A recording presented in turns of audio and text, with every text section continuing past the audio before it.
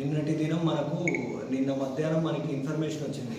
ఎర్రగానిమిట్టలో ఇట్లా ఆవుల్ని కట్టేశారు, ఎద్దుల్ని కట్టేశారని చెప్పి ఇన్ఫర్మేషన్ రావడంతో ఇమీడియట్గా మన ఎస్ఐల్ని, సిఐల్ని మరియు మన సిబ్బందిని, తాలూకా సిబ్బందిని ఇమీడియట్గా మనం అక్కడ లొకేషన్ పంపించడం జరిగింది.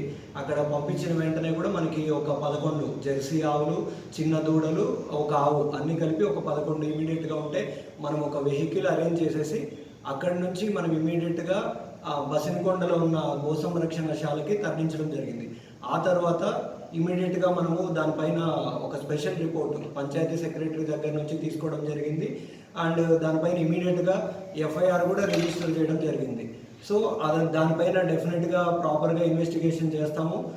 దాంట్లో మొత్తం ఎక్కడ ట్రాన్స్పోర్టేషన్ అయింది, ఎక్కడ అయింది, ఏంటనేది ప్రాపర్గా ఇన్వెస్టిగేషన్ చేసి ఎవరు అక్యూజ్ ఉన్నారనేది కూడా తెలుస్తాం. సో ఇదిలా ఉంటే మనం ప్రాపర్గా ఎఫ్ఐఆర్ వేసిన తర్వాత కూడా కొంతమంది ఇంకా దీనిపైన యాక్షన్ తీసుకోలేదు అని చెప్పి రోడ్లు ఎక్కడం ఇవన్నీ చేస్తున్నారు. సో దయచేసి ప్రాపర్ పర్మిషన్ లేకోకుండా, ఆథరైజేషన్ లేకోకుండా రోడ్డు కట్టడం వచ్చేసి జనాలకు ఇబ్బందులు కలిగించేసి అంబులెన్సులు కానీ, ఆర్టీసీ బస్సులు కానీ ట్రాఫిక్ అంతరాయం వచ్చేలాగా మాత్రం దయచేసి చేయకండి.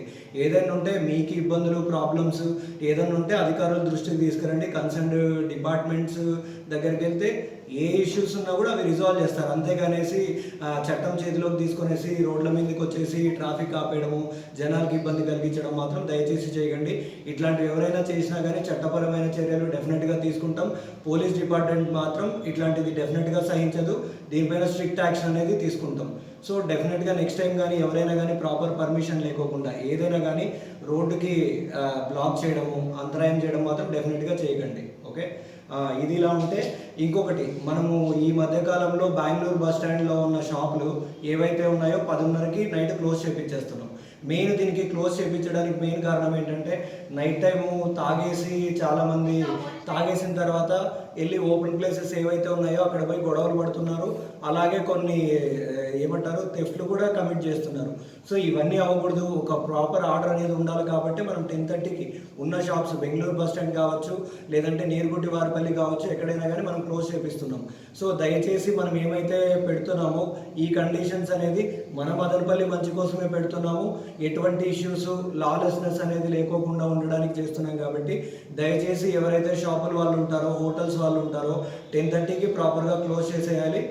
లేదు అని ఏదైనా పోలీసులకి ఇబ్బంది పెడితే మాత్రం డెఫినెట్గా దానిపైన యాక్షన్ తీసుకోవడం జరుగుతుంది. ఇంకా ఫైనల్గా చెప్పడం ఏంటంటే ఏదైనా ఉన్నా కానీ ప్రజలు పోలీసులకి, మిగిలిన ఎవరైనా కానీ, ఇప్పుడు ఆర్గనైజేషన్స్ కావచ్చు, ఎవరైనా కావచ్చు, అందరూ కోఆపరేట్ చేస్తేనే పీస్ఫుల్గా ఉంటుంది మదనపల్లి. సో దయచేసి అది అర్థం చేసుకొని పోలీసులకి కోఆపరేట్ చేస్తూ పీస్ఫుల్గా ఉండాలని కోరుకుంటూ సెలవు తీసుకుంటున్నాను. Thank you.